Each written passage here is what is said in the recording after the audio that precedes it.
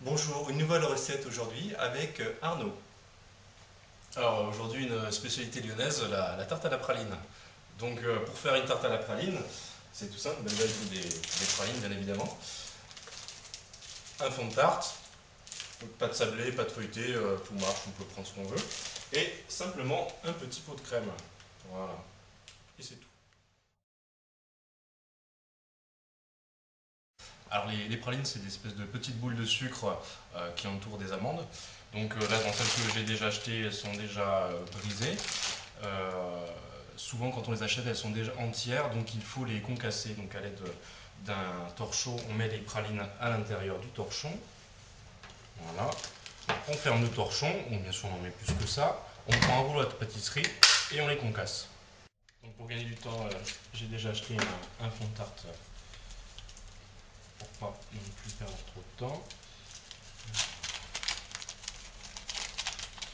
Donc on prépare ça, on déroule la pâte, on prépare la pâte, on n'oublie pas soit de beurrer le moule, soit de mettre un papier cuisson pour pas que ça colle au moule. Voilà. On prépare les contours. Ensuite, on prend les pralines, donc déjà concassées, et on les verse à l'intérieur du fond de tarte. Alors, selon l'épaisseur qu'on veut faire, on en met plus ou moins. Voilà. Mais vu qu'on veut bien manger, on va en mettre une bonne quantité. Un deuxième sachet.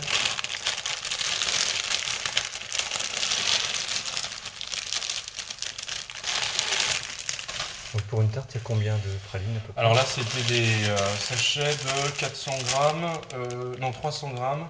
Donc il faut à peu près 400 grammes de pralines si on veut avoir une bonne épaisseur en fait, ça forme une pâte en fondant le sucre.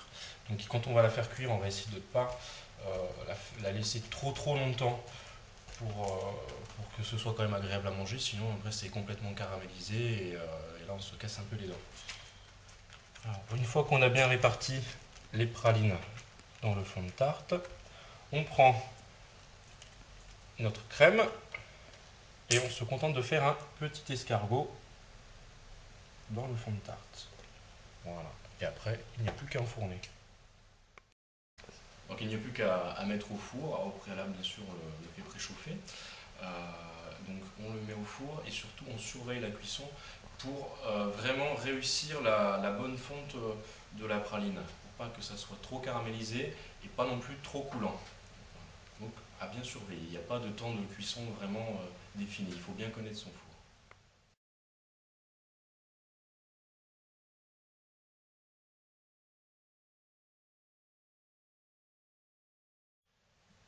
Bonsoir, aujourd'hui j'ai un invité tout spécial, mon ami Arnaud. Arnaud, qu'est-ce que tu vas?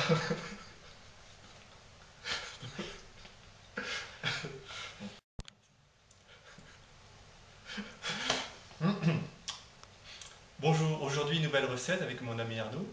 Arnaud, qu'est-ce que... Avec mon ami Arnaud.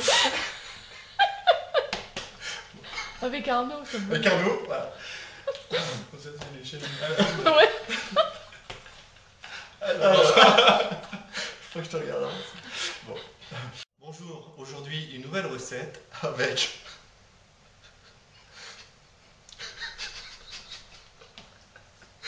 Ça fait ça à chaque fois, hein. Quand j'ai un invité, avec ma belle-mère, c'était pareil. Voilà. Et dans le moule. Voilà.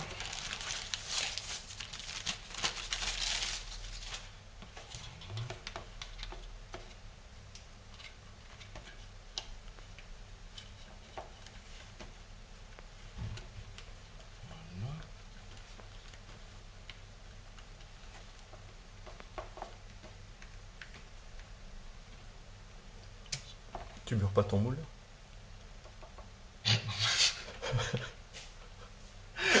Bon.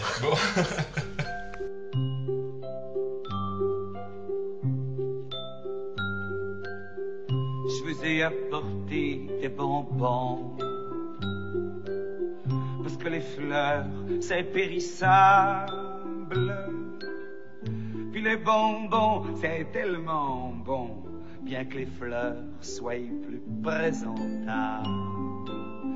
Surtout quand elles sont en bouton, mais je les ai apportés de bonbons.